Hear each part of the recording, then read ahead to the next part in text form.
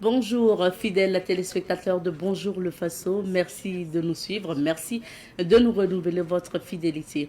Aujourd'hui, dans la rubrique invité du jour, nous parlerons des journées de la monétique qui vont se tenir dans quelques jours avec le comité d'organisation. On va savoir ce que c'est que la monétique et puis bien sûr ce que recommandent ces experts en monétique. Et avant ça, vous aurez les informations, c'est à travers la revue de presse. Madame, Monsieur, fidèles téléspectateurs, bienvenue encore à Bonjour le Faso. Notre première rubrique, c'est à la découverte d'eux, donc on y va.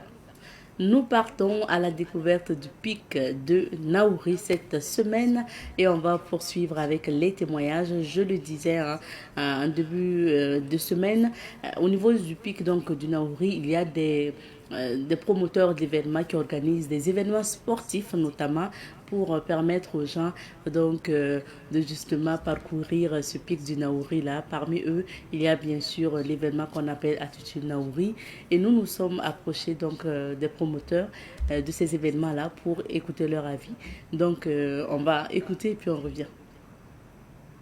Le pic Naouri pour moi c'est un symbole identitaire pour une culture Kassena Nankana de la partie sud du Burkina Faso dont je suis originaire, la province portant elle-même le nom Naouri, nous-mêmes appelés Naourbia, c'est-à-dire les enfants du Naouri.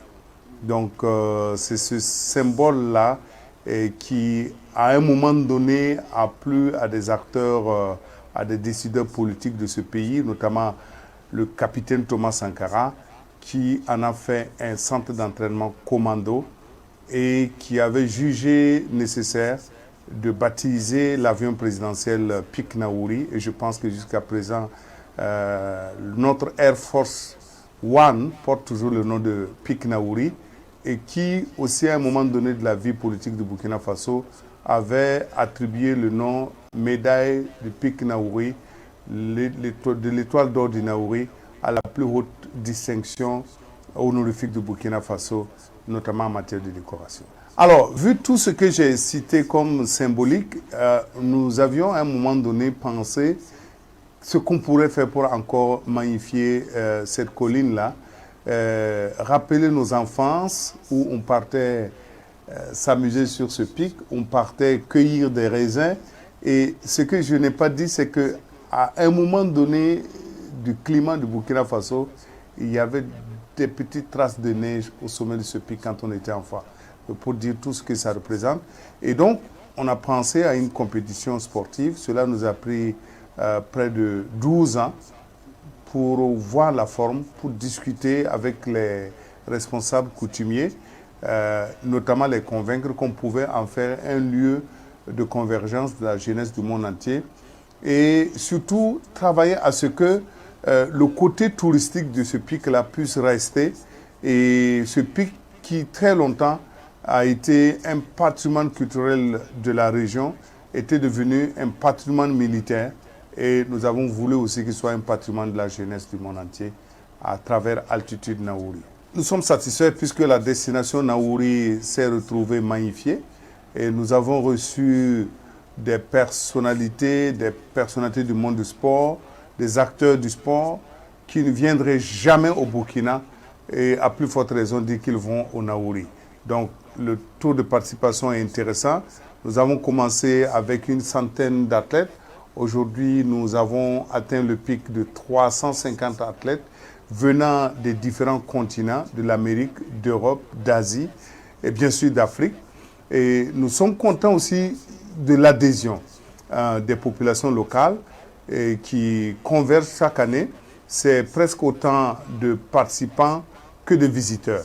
Mais la satisfaction va au-delà de la période de la course puisque nous avons pu relever une forte affluence des Burkinabés en temps normal qui demandent à aller visiter le pic parce qu'ils en ont entendu parler, parce qu'ils voient ça à la télé, ils partent pour voir et nous sommes vraiment satisfaits de cela.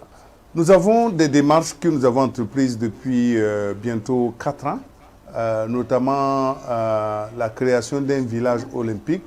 Et nous avons à notre actif actuellement 13 chambres opérationnelles bâties sur du modèle traditionnel, notamment les fameuses cases Kasena Nankana, et que nous tentons de mettre en œuvre avec pas mal de difficultés parce que ça demande des moyens et nous n'avons pas aujourd'hui tous les moyens nécessaires pour mettre en place cette structure. Le village olympique aura donc ce côté agrément pour les personnes qui y vont, de pouvoir y rester, dormir, apprécier la beauté des cases Kasena, de pouvoir se rafraîchir, parce que quand vous regardez l'environnement du pic, dès qu'on descend du pic, il n'y a pas un endroit où se rafraîchir.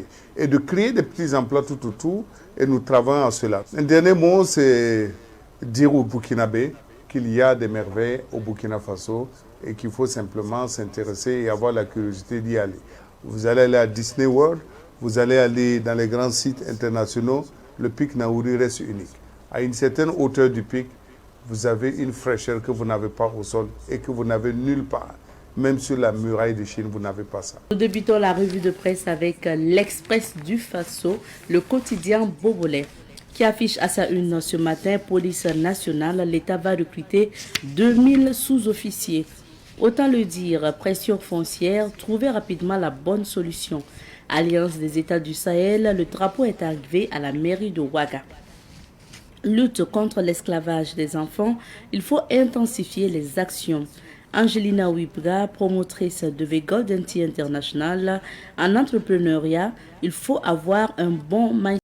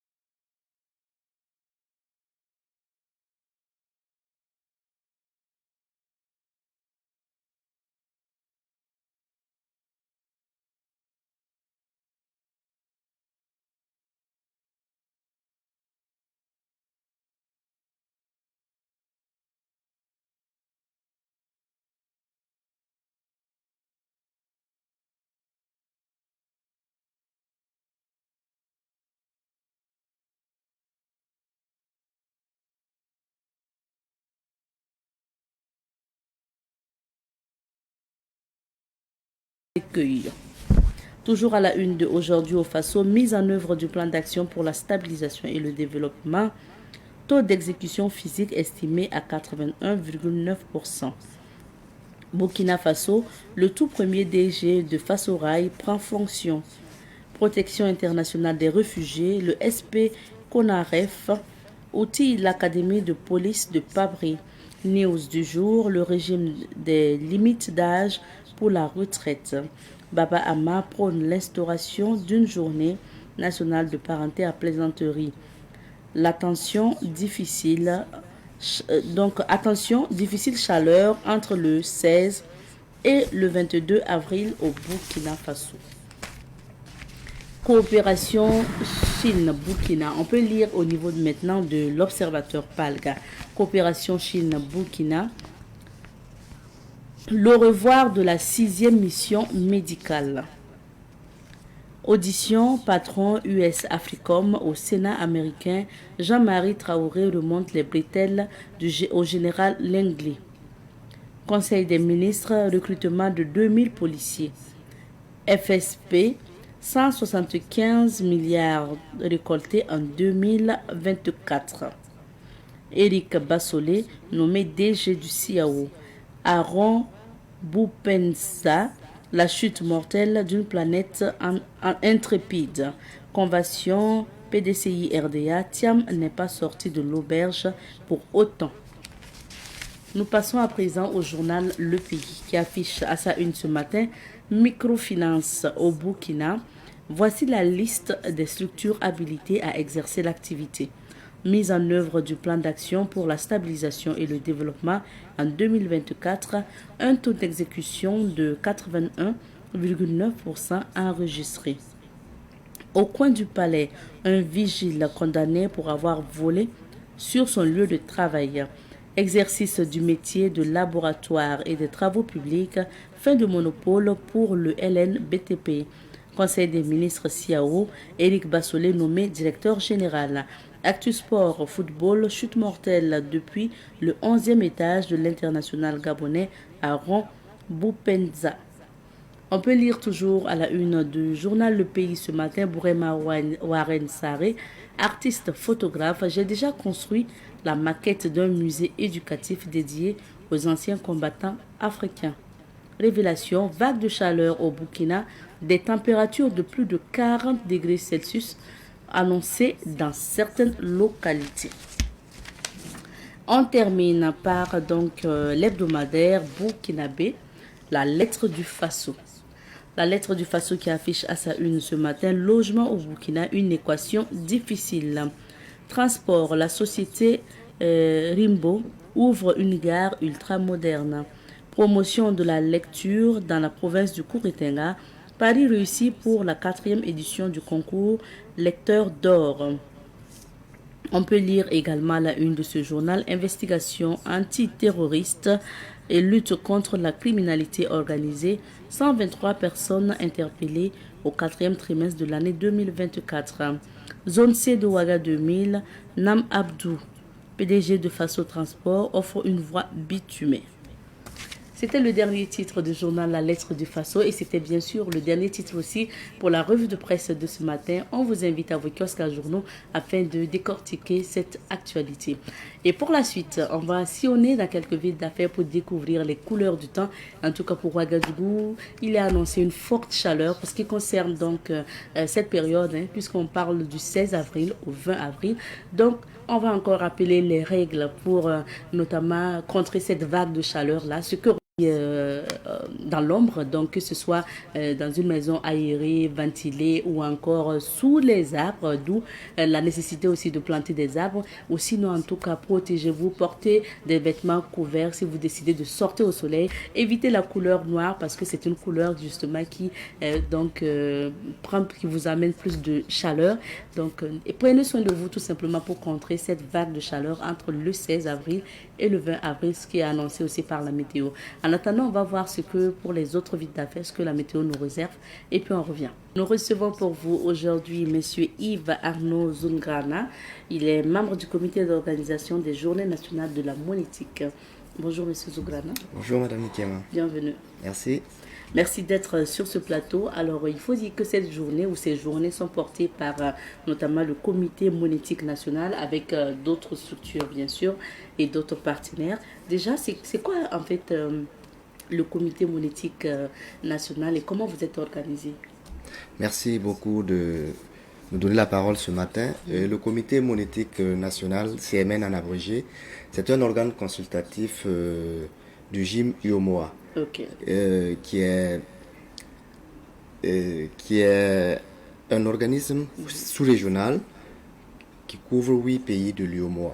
Donc le CMN, c'est un organe qu'on a créé dans chaque pays des 8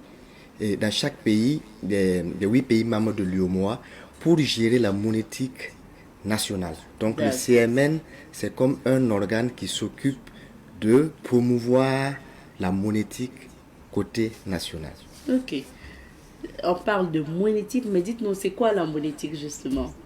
La monétique, en termes techniques, la monétique désigne l'ensemble des traitements télématiques informatiques liés à la carte et aux transactions associées. Au fait, c'est... Maintenant, dites en termes En simples. termes simples, voilà. En termes simples, la monétique, c'est le traitement électronique de la monnaie, de l'argent. D'accord. Voilà, donc c'est tout ce qu'on peut faire sans toucher à l'argent physiquement.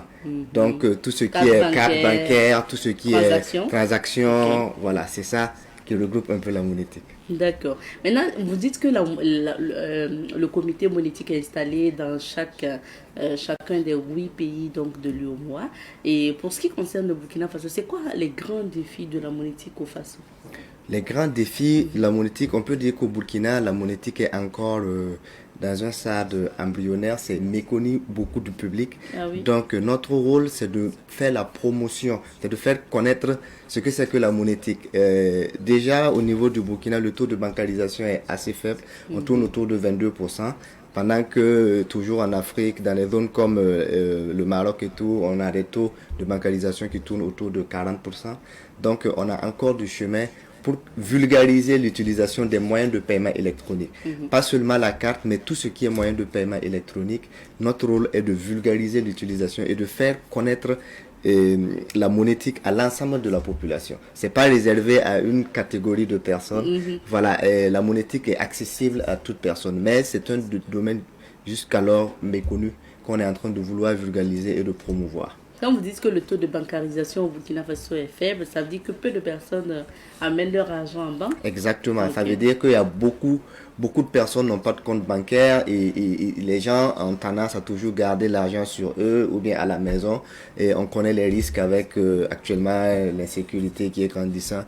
Donc notre objectif, c'est de sensibiliser par rapport justement à tous ces risques-là et d'amener les populations à aller vers les banques et de pouvoir ouvrir des comptes pour améliorer ce taux de bancarisation-là. En même temps, Monsieur Zouglana, vous avez une population en majorité analphabète qui ne maîtrise pas forcément ce système bancaire avec tout ce qui va avec. Donc, est-ce que ça ne s'explique pas? Oui, justement, ça s'explique plus ou moins, mais quand même, on est une population assez jeune. Je prends tous les pays de l'Afrique de l'Ouest en particulier. On a une population qui est assez jeune, qui a tendance à utiliser les moyens de paiement électronique à travers le téléphone et tout. Donc, nous, on est en train de faire monter, passer cette information-là à cette jeunesse montante. Donc, pour que au moins on ne dise plus que c'est une population analphabète et tout, mais même l'analphabète qui est un papa qui est au village, il a un téléphone où vous pouvez lui envoyer de l'argent à travers n'importe quel réseau, je ne vais pas citer de nom. Voilà, donc ça veut dire que tous peuvent être intégrés plus ou moins à la monétique. Bon, en fait, surtout pour ce système bancaire-là, je me suis toujours demandé, pour ceux qui n'ont pas fait l'école, qui ne savent pas écrire, quand ils arrivent quand même à créer un compte en banque, quand ils ont des transactions, ils font comment? Ils sont obligés de se faire aider pour rédiger la fiche de retrait ou fiche de versement? Oui, c'est vrai qu'il y a cette problématique d'alphabétisation qui est là, mais nous, on a un rôle d'éducation financière, parce que déjà, si les gens sont éduqués financièrement, ils se feront accompagner pour pouvoir faire leurs transactions. Voilà, de plus en plus, quand vous êtes commerçant jusqu'à un certain niveau, il faut pouvoir avoir un compte bancaire, parce qu'on ne peut pas garder, même si on n'a pas fait l'école, on ne peut pas garder tout son argent à la maison. Il va falloir quand même avoir une petite éducation financière ou pouvoir ouvrir un compte et pouvoir faire un chèque pour ne pas être obligé tout le temps de se déplacer physiquement pour aller faire ces transactions. Et nous, on va plus loin en laissant, en plus du chèque, en vous donnant une carte pour vous permettre de pouvoir retirer votre argent 24 heures sur 24 et sur n'importe quel guichet au niveau du Burkina. Vous n'avez pas besoin d'aller forcément sur votre dans votre banque pour retirer l'argent. Vous pouvez, avec la carte, aller dans n'importe quelle banque qui est la plus proche, la banque la plus proche de vous, pour pouvoir retirer votre argent. Et vous avez la possibilité aussi, avec cette carte, de pouvoir faire des paiements au niveau des TPE. TPE, c'est terminal de paiement électronique. Donc, il se trouve au niveau des commerçants où vous pouvez faire des achats. Voilà, donc ça, ce sont des moyens de paiement qu'on a mis à la disposition du public pour pouvoir faire les différentes transactions. Et quand on écoute vos explications, Monsieur Zougrana, donc votre souhait, c'est surtout sensibiliser, mais converger la population vers les transactions, vers la monétique. Et quels sont ces avantages-là si on se tourne vers plus carte bancaire, banque, et transactions financières et autres? D'accord. Comme avantage, on peut citer déjà la sécurité de vos fonds, la disponibilité 24 heures sur 24, parce que les banques ne fonctionnent pas 24 heures sur 24. Donc vous pouvez disposer de votre argent 24 heures sur 24 juste avec une carte bancaire. Et il y a la facilité et l'accessibilité à ces services-là. C'est vrai que c'est un peu mieux connu du public, mais si vous adhérez à l'utilisation des moyens électroniques, vous allez voir que ça vous facilite la tâche. Vous n'avez pas besoin d'aller vous aligner pour payer une facture d'eau, une facture d'électricité, et vous n'avez pas besoin d'avoir forcément des espèces sur vous pour pouvoir faire des transactions. Donc vous pouvez sortir, oublier votre porte-monnaie, mais juste parce que vous avez votre téléphone et votre carte reliée à votre téléphone, vous pouvez transactionner sans problème. Voilà, donc c'est entre autres des avantages qu'on peut citer par rapport à l'utilisation de ces moyens électroniques. Et en plus, de manière... Pour ce qui est bien pour le pays, Ouais. et même pour notre zone, c'est l'utilisation et la production de la monnaie fiduciaire, l'argent physique. Donc, pour produire de l'argent, ça coûte cher. Et souvent, la production de la valeur faciale est plus chère même que la valeur de l'argent. Quand je prends un exemple, pour produire 5 francs, c'est pas 5 francs qu'on utilise pour produire la pièce de 5 francs. Donc c'est pour dire que la production de l'argent peut coûter assez cher. Donc il faut amener les populations à consommer moins. Parce que quand les vieux vieillissent, il faut ramener ça à la BCO pour qu'on détruise et reproduise d'autres biens. Donc ça coûte extrêmement cher à l'économie. Donc avec l'utilisation de la monnaie électronique, ça fait que c'est de transaction en transaction et on n'a pas besoin d'utiliser l'argent physique. L'argent physique. Voilà. Alors, vous convenez avec moi qu'il y a des limites aussi pour l'utilisation de la monnaie électronique. Absolument. Je voulais citer les limites. D'accord. Après, je vais vous exposer aussi certains cas que nous aussi couramment on peut rencontrer. D'accord. Les limites, c'est vrai que par rapport à la réglementation, il y a certaines normes. C'est justement pour aussi garantir une certaine sécurité qu'on met des limites transactionnelles. Voilà, on a des limites transactionnelles par jour, par mois, par semaine, pour pouvoir limiter la casse. Il n'y a pas de métier sans risque. Voilà, donc on essaie de minimiser au maximum le risque. C'est pourquoi on met des limites. Quand même, c'est votre argent, on met des limites. Oui, quand même, c'est votre argent, on met des limites pour vous mettre en sécurité. Okay. Voilà, c'est pourquoi on dit quand c'est pour de grosses transactions, c'est mieux de faire des transferts directement que de vouloir aller retirer l'espèce. Donc, quand on dit d'aller retirer l'espèce avec une carte, c'est pas pour payer des marchandises de 30, 40, 50 millions, vous pouvez pas retirer ça avec la carte. Voilà, donc c'est pourquoi ça c'est pour vous faciliter la tâche dans votre quotidien. Mais si c'est pour des transactions d'une certaine envergure, il faut programmer et puis pouvoir peut-être émettre un chèque ou un virement pour pouvoir résoudre votre problème, votre besoin. C'est bien que ces journées de la monétique se tiennent parce que c'est sûr que c'est des cadres de réflexion. C'est la deuxième édition cette année. Alors, les difficultés avec les transactions actuelles, surtout les mobile money, c'est notamment facilement on se trompe de numéro. Et facilement, même pour les achats les services par partenariat ou quoi, ou le pays qu'ils font, souvent avec... moi, je sais qu'une fois, nous, en famille, on a eu ce problème avec notamment la Sonabel. Et on a payé l'électricité. Enfin, monsieur pensait avoir payé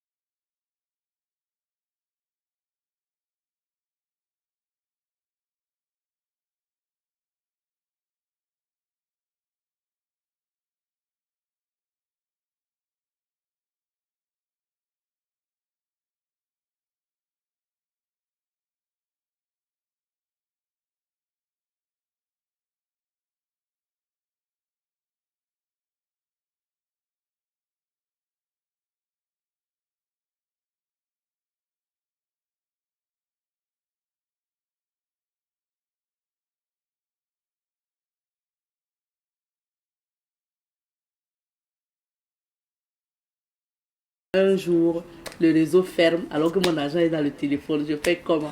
Donc, c'est des idées reçues aussi que les populations ont en se disant, ah, c'est pas évident. Si vous voyez, l'activité bancaire est très très réglementée. Il y a des structures qui contrôlent pour assurer une certaine garantie de solvabilité de ces structures-là. Se rassurer que les structures qui proposent ce type de services-là sont solvables. Donc, il y a des garanties qui sont prises par derrière. Il y a des comptes qui sont créés, des comptes tampons où ils ont l'obligation d'approvisionner ces comptes-là pour pouvoir garantir une certaine solvabilité.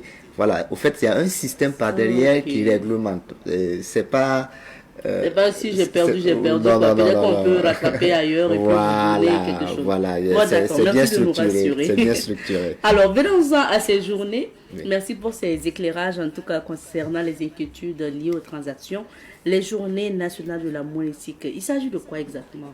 Les journées nationales de la monétique, c'est 2 journées pendant lesquelles on va faire de la sensibilisation, on va faire des conférences, des ateliers, des panels.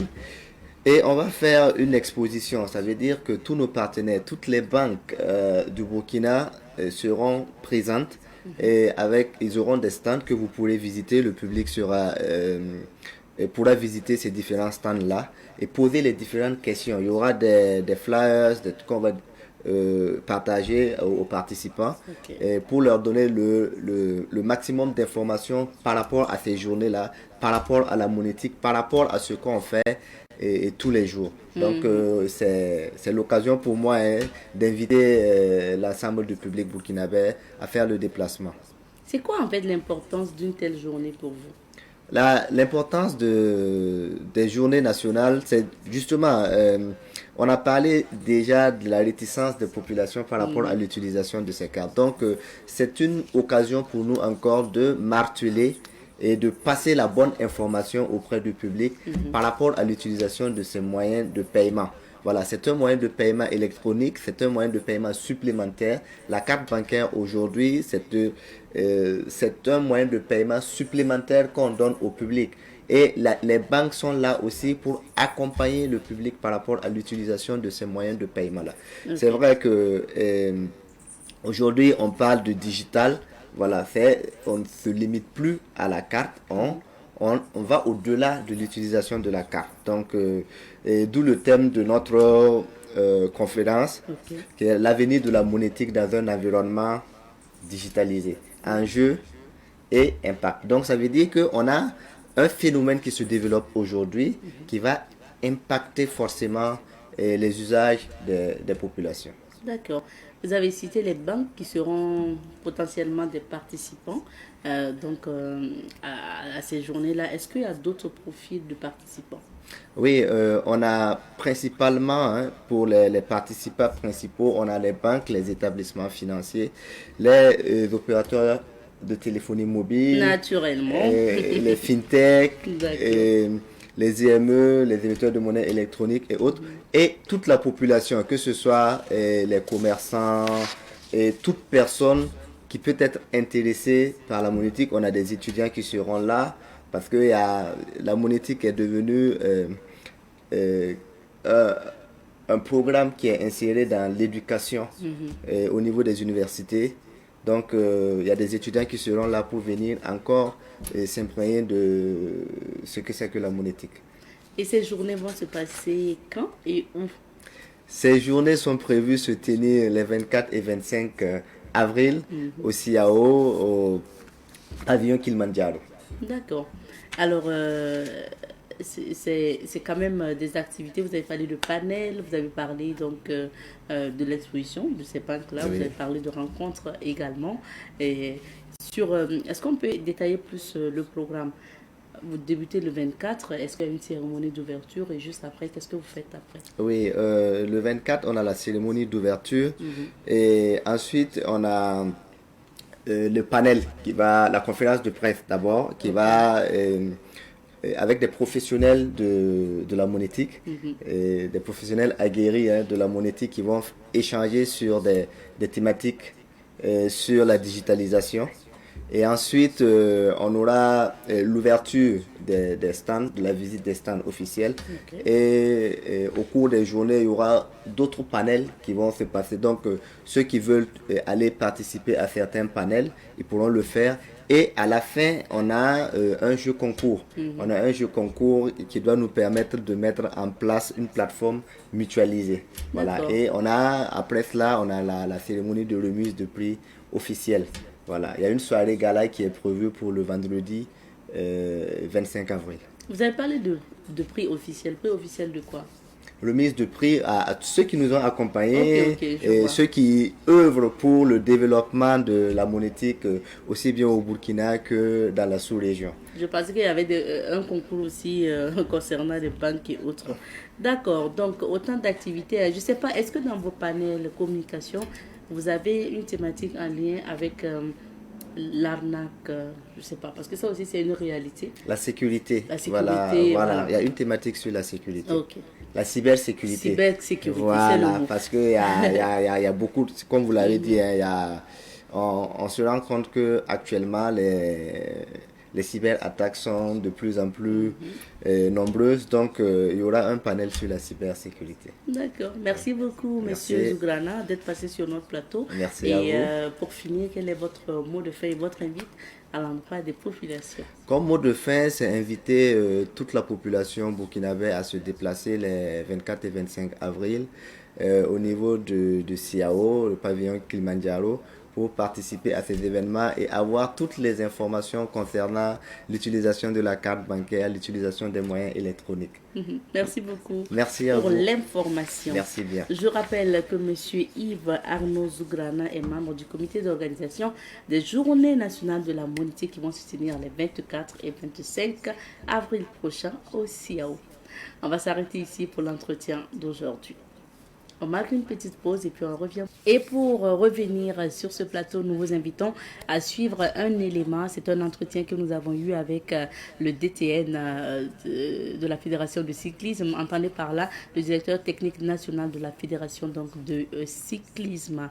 Nous rappelons que pour ce mois d'avril et début mai, il y a des compétitions, notamment hors de Burkina, et nos étalons cyclistes vont participer à ces compétitions-là. Donc, voilà, et nous avons parlé de la préparation des coureurs burkinabés, nous avons parlé aussi des compétitions à venir avec le DTN. On va écouter et puis on revient. Notre invité est bien installé sur ce plateau. Il s'agit de M. Martin Sawadjogo. Il est le directeur technique national de la Fédération burkinabé de cyclisme. Bonjour à vous, M. Sawadjogo. Bonjour, madame. Bienvenue. Merci beaucoup. Merci d'être avec nous pour nous partager l'actualité des coureurs burkinabés. Mais avant d'en parler, c'est bien quand même que vous puissiez nous présenter plus la Fédération burkinabé de cyclisme. Ok, merci beaucoup. Et je voudrais à l'entame vous dire merci de l'invitation et de l'accompagnement au nom du bureau exécutif. Et merci Bendoudou Amédé, Yans Amédé et tout le bureau exécutif et pour en tout cas tout ce que vous faites pour le sport en général et le cyclisme en particulier. Et bon, pour présenter brièvement la fédération de cyclisme, c'est une discipline qui œuvre pour la promotion et le développement du sport cycliste. Voilà, en général, au niveau du Burkina Faso. Il est affilié, bien sûr, à la Confédération africaine de cyclisme, affilié aussi à l'Union cycliste internationale et aussi au niveau du Comité national olympique des sports burkinabé. Et bien sûr que notre ministère de tutelle, c'est en quelque sorte c'est le département en charge des sports, le ministère de la jeunesse, de l'emploi. Alors, donc voilà brièvement qu'il y a un bureau exécutif de 21 membres, il a des clubs, il a des ligues et nous avons un programme et bien sûr quadriennal, voilà, et annuellement et dont la mise en œuvre en tout cas c'est la charge avec une direction, la charge de la fédération avec une direction technique qui accompagne le projet fédéral. Voilà brièvement en tout cas présenté. Et la direction technique est pilotée par vous-même? Voilà, la direction technique est pilotée par moi-même. Et c'est quoi en fait le travail d'une direction technique et précisément de la direction technique pour la fédération de cyclisme? Ok, merci beaucoup. La direction technique nationale, en quelque sorte, c'est une émanation de la Fédération burkinabé de cyclisme et qui est en quelque sorte un organe technique.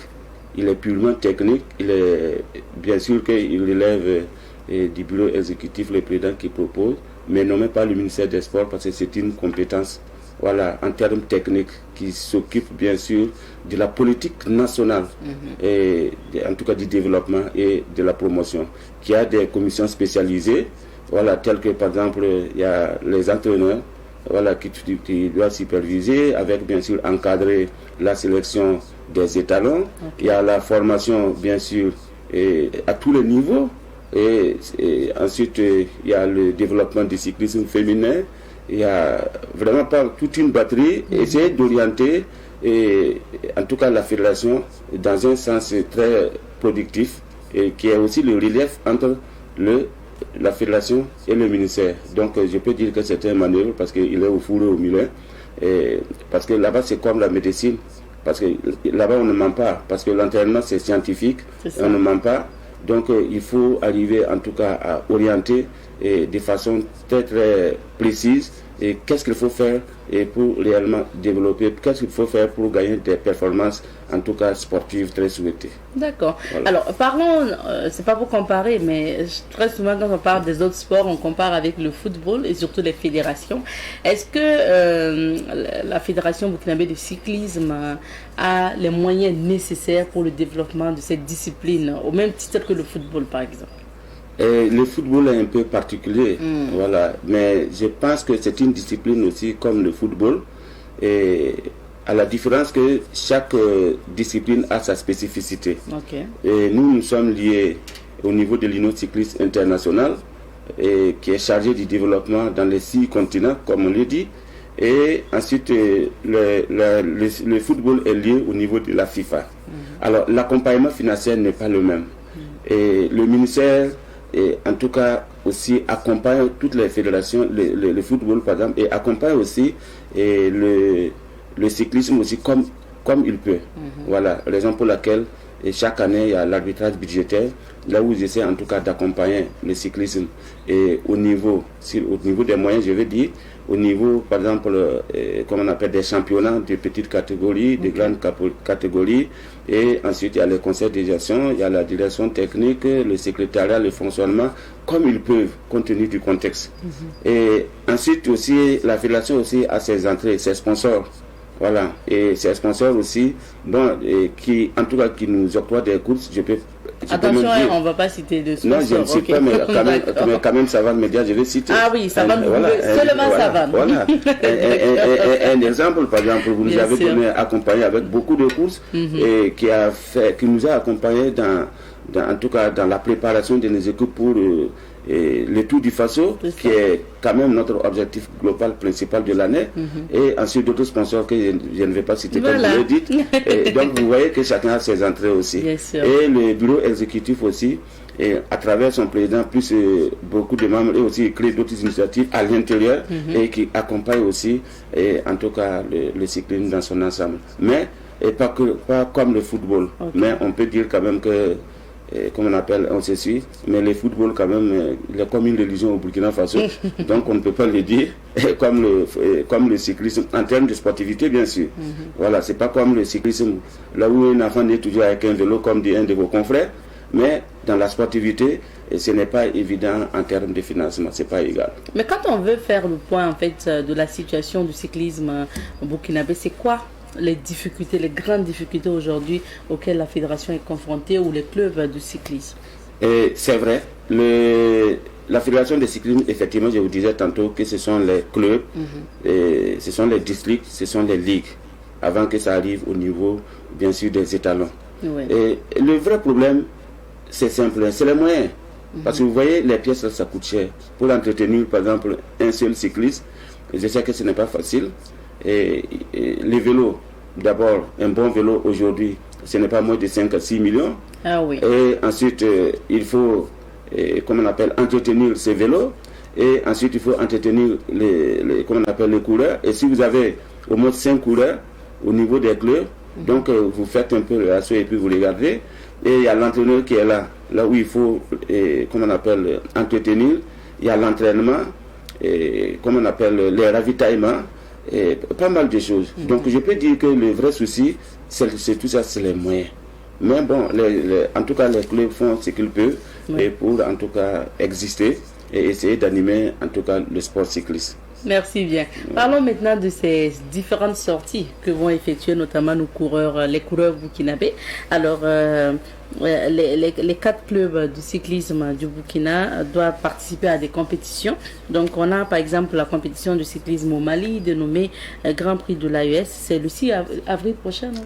Oui, tout à fait, le 6 avril. Oui. Ok. Oui. On a bien sûr aussi d'autres compétitions à venir au Mali. Donc, j'avais cité le Mali, le Bénin et puis Cotonou également pour les dames.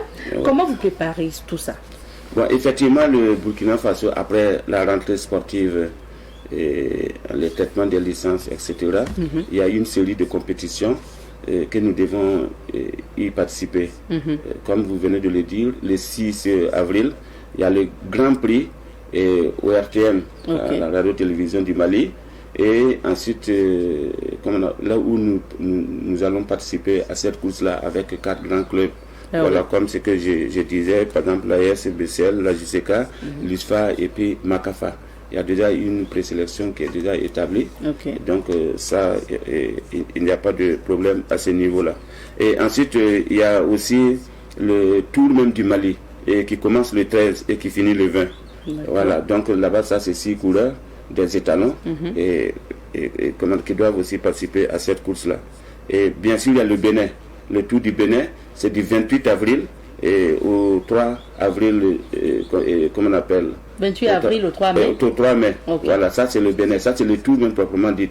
Et bien sûr, juste après la fin du Tour, il y a le Grand Prix dames du prix du Cotonou.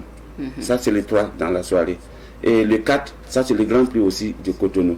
Bien sûr qu'il y a d'autres courses qui se sont annoncées, telles que le Tour de Togo, le Tour de Lomé, etc. Mais du reste, ça ce sont ces courses-là que nous préparons actuellement. Nous avons fait une présélection de 10 coureurs, bien sûr, avec ces clubs-là. Là, on a fait un regroupement. Les 4 clubs-là?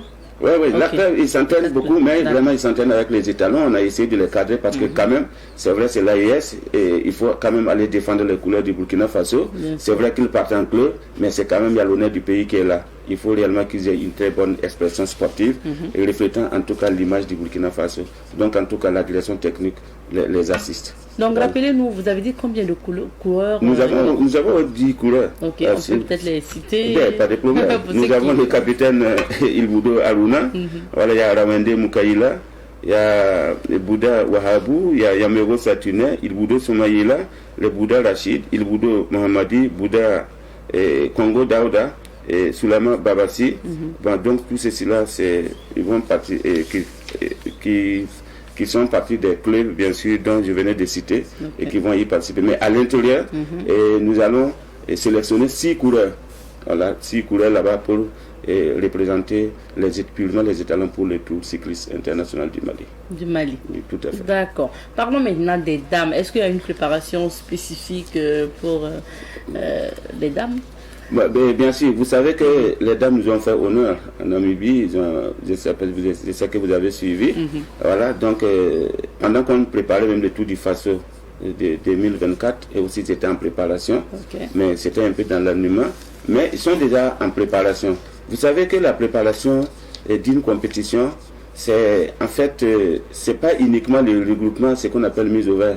Voilà, c'est des compétitions un peu dans les clubs, et ensuite maintenant, il y a les mises au vert, il y a un temps qu'on prend et pour les regrouper afin de parfaire des aspects tactiques, des aspects techniques et en fonction bien sûr de la compétition qui est à ce niveau-là. Donc je crois que on est là-dessus, ils sont en préparation. Si vous êtes un peu dans les artères, dans les différents clubs et tout, avec leur entraîneur, bon, vraiment c'est vraiment, donc on est en préparation et bien sûr il y aura un regroupement juste avant. Parce que le tour comment on appelle, c'est le 28. Voilà, c'est le 28, le Bénin. Voilà, donc un peu le temps pour les dames. Voilà, donc là-bas, il y aura comment on appelle, mise au vert spécifique. Parce que c'est une course d'une journée et il faut réellement aller, ça va aller fort. Donc il n'y a pas d'erreur. Donc je crois qu'à ce niveau, on n'a pas peur. Les dames nous ont toujours fait honneur. Ah oui. On voyait leurs images. Je pense que c'était les maillots des Italiens qu'elles avaient portés. Là, on revient sur l'image qu'on voyait. Voilà, tout à fait. Voilà. Vous voyez, par exemple, avec leur entraîneur Sanfo, voilà, en tout cas, qui nous ont fait honneur, en tout cas, en Namibie. On a travaillé beaucoup. Ah, c'était en Namibie? Ouais. Et ils sont partis... En tout cas, ils ont eu les médailles, etc. Et puis, mais ils sont revenus ici. Bon, avec ça, il n'y a pas de problème. Et pendant c'est ce que je disais, pendant qu'on était en formation autour, voilà, et aussi, ils étaient aussi en formation. Donc, c'était les deux et la direction technique coordonnée avec, bien sûr, le bureau exécutif. Vous parlez de coordination, M. Saodgo, mais concrètement, comment vous accompagnez les différents entraîneurs à préparer toutes ces équipes-là, enfin, tous ces coureurs, les 10 coureurs qui iront, donc, on va dire quoi, courir pour le Burkina? Tout à fait. Vous savez que c'est ça, j'ai dit, le rôle d'un directeur technique, c'est quoi? D'abord, c'est un entraîneur. C'est un entraîneur. Il faut être un planificateur, il faut planifier les entraînements. Vous savez que l'entraînement, c'est en fonction du terrain. Et il faut travailler beaucoup sur l'endurance, la vitesse, même endurance foncière, la puissance, la résistance. Et ça, ce sont des méthodes pédagogiques d'entraînement. Voilà. Donc, avec les entraîneurs, ça dit qu'on a planifié, comme on appelle, un planning d'entraînement en fonction de cette course-là. Voilà.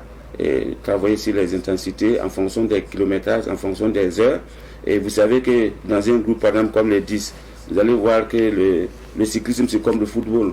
Vous avez des arrières, vous avez des rouleurs, vous avez des sprinteurs, vous avez, comme on appelle, des coureurs qui ont une certaine capacité aérobique, qui peuvent, par exemple, comme des coureurs de fond, comme vous voulez, qui peuvent venir tout de suite là prendre de la nourriture, aller donner ou de l'eau.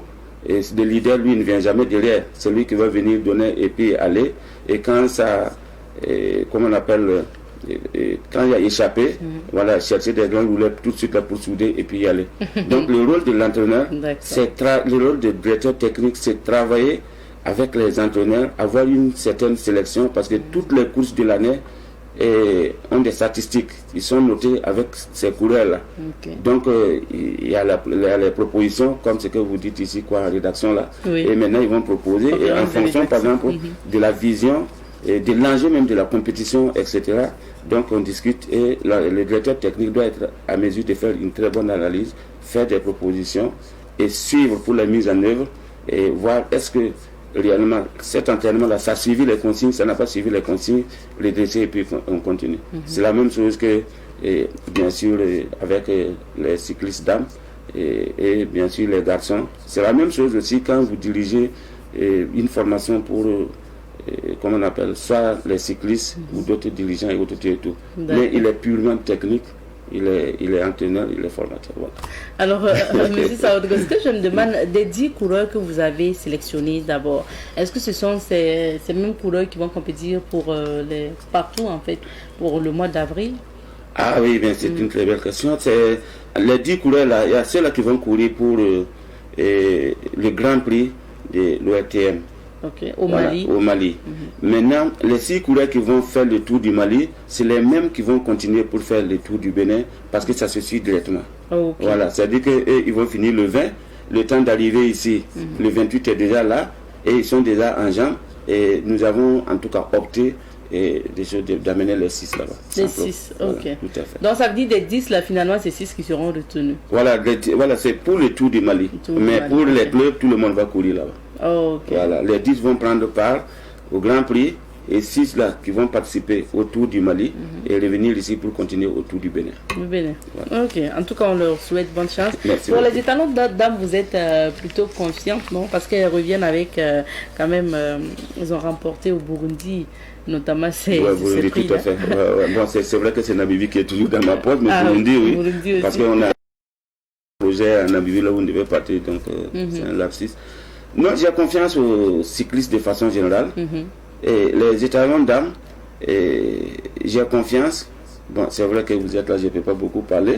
Ils nous ont fait honneur. Et vous savez que c'est en quelque sorte une catégorie que la Confédération africaine est en train de développer. Voilà.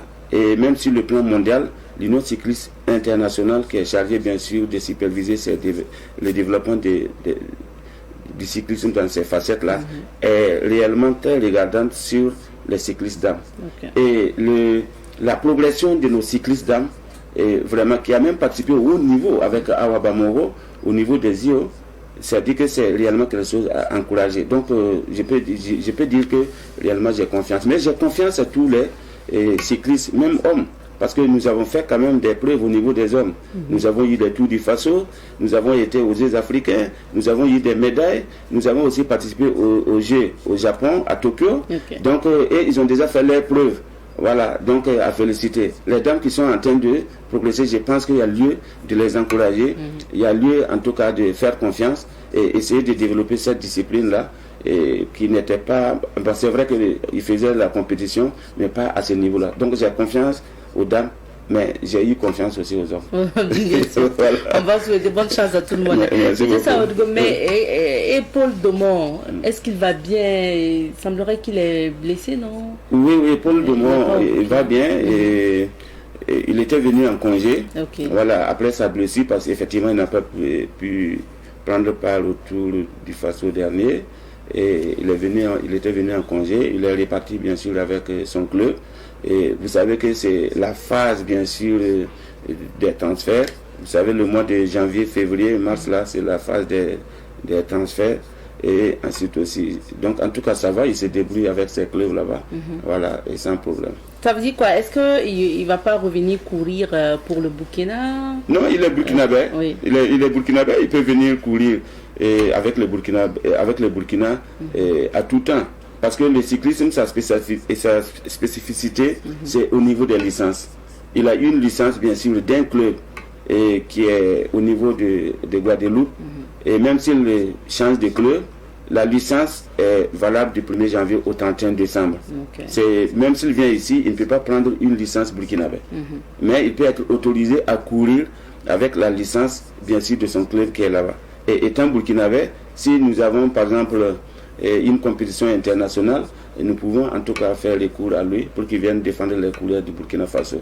Donc à ce niveau-là, il n'y a pas de problème. D'accord, ça veut dire que pour le moment, pour ces compétitions en vue là, il n'est pas concerné. Non, pour le moment, il n'est pas concerné. Il était venu, il est en train de faire ses démarrages.